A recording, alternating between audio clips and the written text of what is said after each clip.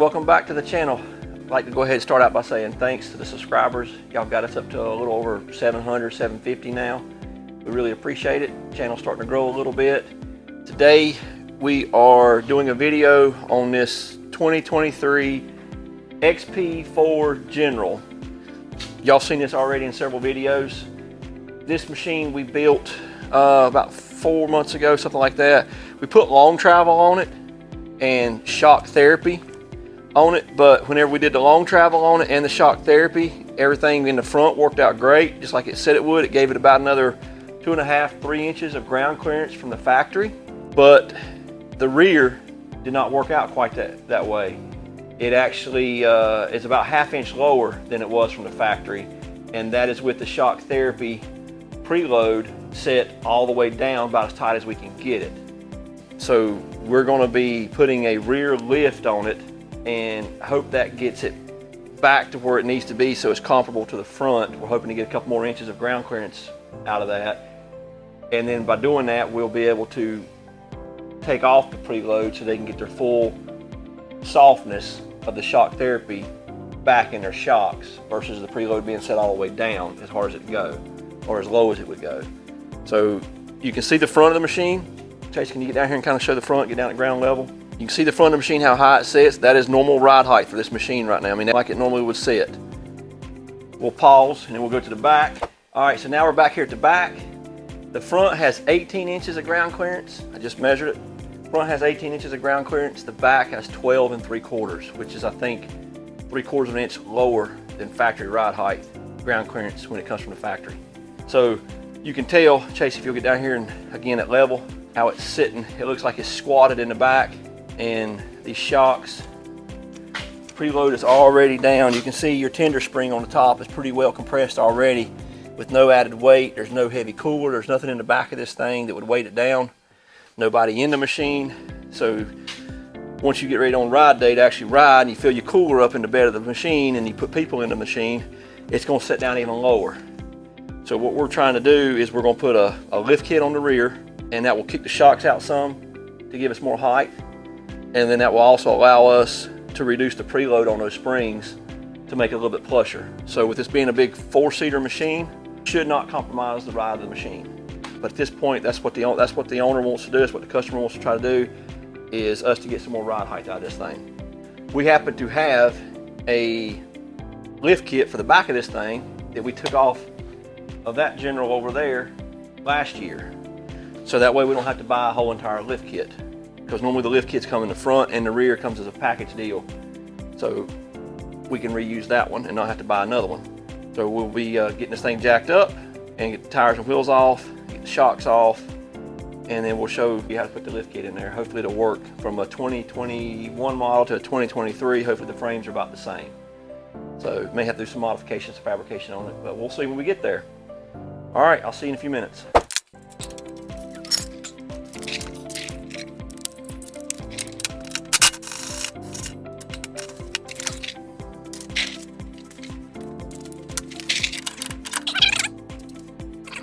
All right, so this is what we're going to be putting in that General over there, the XP4. This came out of, like I said, just a 2021 General Sport Edition that we tried to give it some more ride height and a little bit more ground clearance, but it set the shocks out pretty much at a straight angle, and it made it ride really, really rough. And with those Sport Edition factory shocks, it just wasn't worth having it on there.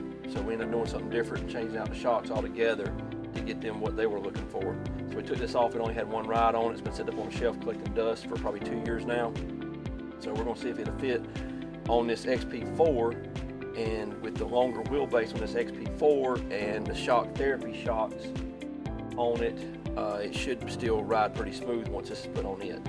So, and it's also got long travel, which gets out there a little bit further and keeps your shocks a little bit of an angle so that they're not straight up and down. Anyway, so we're going to put that on there and get moving forward. I've already got the shocks off. Let me get you over here where you can see a little better. My cameraman is off in the background doing something else.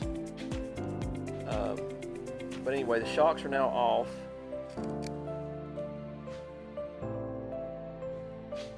So what we're going to be working on is this area up in here. That lift goes right through there. Comes out this side, comes out the other side, and there's a crossover bar that goes right in the middle. So this goes on one side. I'll have to figure out which way they got to be flipped, but this would go relatively on the passenger side, this would go on the driver's side, and this is what crosses over in behind the muffler. Like I said, it's got one, I think one ride on it, maybe two at most, is all it's got on it. So, all right, let me get going, and I'll see y'all back here in a second when I'm riding the struggle bus trying to get that crossover bar in there, because I know that, I remember that was very tough.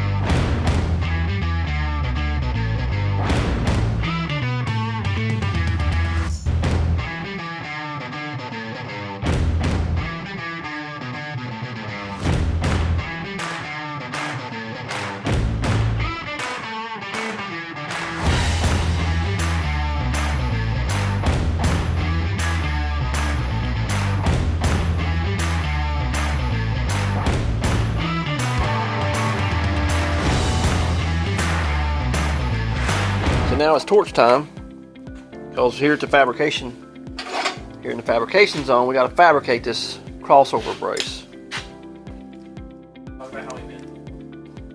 Yeah, it's already been bent once already. We're gonna try to bend it some more.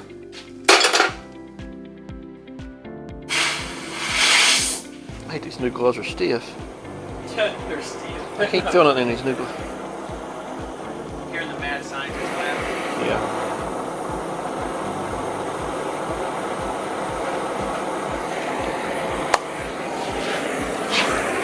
Move all these plastics out of the way. So we got to bend this brace, heat this brace up and bend it some. Somebody get a adjustable wrench, the big one. We got to heat this up to bend this so it can clear going through that frame.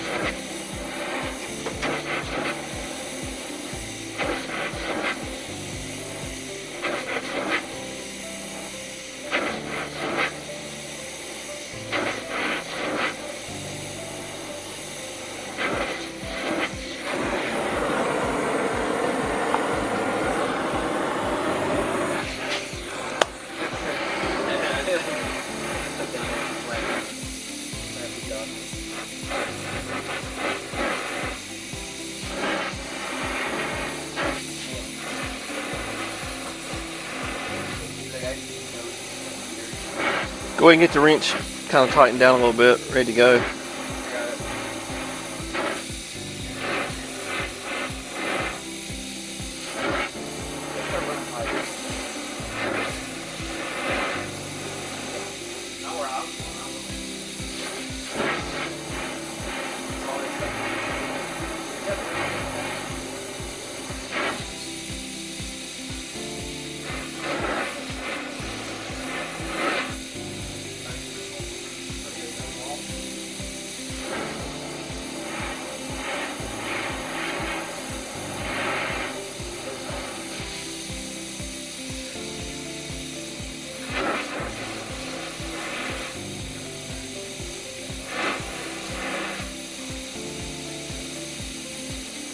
Toasty yet? Yeah, somebody come and get ready to hold this torch. I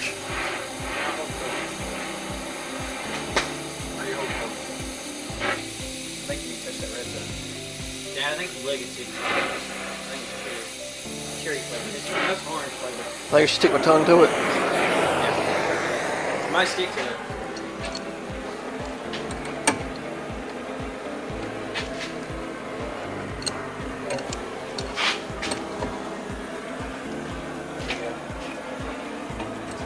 Chase, what does fire taste like? Here, try it.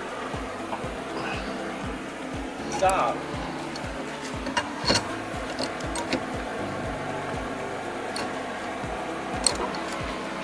It's not bending on the piece, is it?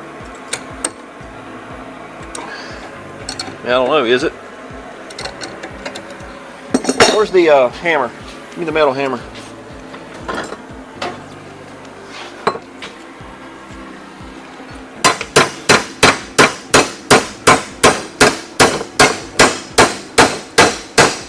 Alright, here we go. Alright, turn the torch off. Which one you turn Red.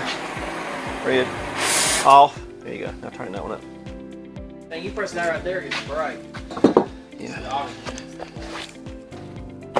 Now it just needs to cool down some. All ready? You're good. Alright. So we heated this up. You seen that a minute ago. Bent this back and cleaned it up. Took a wire brush disc on a grinder, on a drill, and clean this up a little bit so that when we get through here, we can heat it up again, bend it back, and then we can throw some spray, paint on it while it's in here, because if it's all straight, it won't fit through here. It won't pass through these channels. But anyway, it fits. There, now it's in there, it fits in there like it's supposed to. All right, so I'll take the torches, I'll heat the other side up, and we'll straighten that back out. And then now the next thing is, these brackets go in here. They hook to the down here at your bottom A-arm, and they hook up here to where your top of your shock would go in at your top of your shock tower, and then they move them out to here. And then this bracket that we just put in here bolts up into there. So this is good to go. I just got to make a small modification right here so this will clear this clip, and then we will be ready to rock and roll. So I'm gonna take this back over to the bench, do a little bit of fabrication on this, and we should be ready to roll. All right, good deal. All right, welcome back, subscribers. We had to stop filming because Plan A was a failure. Plan B, failure. Plan C worked. Well, we still got time for Plan B. I like Plan B. Plan B. Plan B. So don't ever discourage you in going with Plan C, because if it works, if it don't, you go to Plan D. But we didn't stop. It took a little bit of research and a little bit more ingenuity and checking into things, but Plan C worked. So Plan A was to take this Polaris General, and you've seen it's in the video. Apologize if I'm repeating things, but it's been about a week and a half since we filmed the beginning of this video to the point where we got to Plan C working. So the Plan A was this before I retrofitted them. This came off of that Polaris General Sport model. It was an aftermarket lift kit that worked on it. All it did was slide the shocks out and stand them up, which gave them like a 3-inch lift. We thought that we could, because the frames are relatively the same, we thought we could retrofit this, which I did. Cut a lot of this down. Now I was going to slide it back in there, drill new holes, and bolt it, which got it a lot further in for this General XP 4 2023 model. And because he didn't really, it needed a lift, but it was because of the shocks with the long travel were so much of an angle like this, they didn't have much strength. So it really just needed to be pushed out to where the shocks had a little bit more strength, a little bit more resistance on them. So that's what we were trying to do. We wasn't wanting to stand them up straight. That was the reason we cut this back, because if we stood them up straight, then what you would have would be a problem down here. You couldn't get any more length. You couldn't push this axle down any further. You just had to make it where it was stiffer, because at full droop, this axle here would hit this this control arm, this lower control arm on both sides. So it wasn't like we could just put a lift on the thing. We had to get the shock stood up and the same distance from here to where the original bracket was on the frame. Otherwise, you would bend your axle, break your CV joints in here. So we were just trying to get a little bit more of an angle here so that the shock would have a little bit more resistance and not squat when weight was put on it, when it was set down. All right, so like I said, Plan A didn't work. Plan B didn't work. Modifying this, it worked great on the driver's side, but you got a lot more clearance on the driver's side. So when it came time to put this apparatus on the passenger side, there was an exhaust pipe and muffler completely in the way, and there was no way to get that shock out far enough without being all up in that bumper or up through the bed. Just no way of doing it. Would not work. So we got online, looked it up, found a lift kit from High Lifter. I think it was a 2.5-inch lift kit. You can see the brackets right here. You come over here, you can get a better shot right there. I don't know if this light helping or hurting. It's helping. Okay, so this bracket, it's a full lift kit for the front and the back, but the back is real simple. It is nothing more than this bracket right here. There's 4 of them, one for here, one for here. It slides up over your original shock location on your frame on this side, and you got 2 more just like this on the other side. So there's only 4. They're all 4 identical. They go in a certain way. They slide up over this lip. They're really thick. 2 bolts and a spacer in here, a bushing in here, and that's all it is. Keeps it from smashing things shut. And all that does is slide this shock out a little bit. It doesn't push it down. It just slides it out enough to where it gets this a little bit more of an angle, just to give it a little bit more resistance. That right there gave us about 3¼ inches when we set the machine back down and we drove it out and drove it back in. And also, this is tight enough in here, these little brackets around the other side, to where they clear the muffler. They're designed for this machine, so they heat shield around the exhaust pipe anyway, but they don't get up into the exhaust pipe. So you got a little gap right in there, everything's good. So that worked. That was Plan C. So Plan C ended up working. It's a High Lifter lift kit. Chase will put it in a link in the description down below. I think it was like $185 to $200, I think. I can't remember, don't quote me on that, but it was relatively inexpensive for what you get. Like I said, it comes with the front shock tower and the rear. The only thing we needed was the rear. The HCR long travel kit came with the one for the front, but it did not come with the one for the back.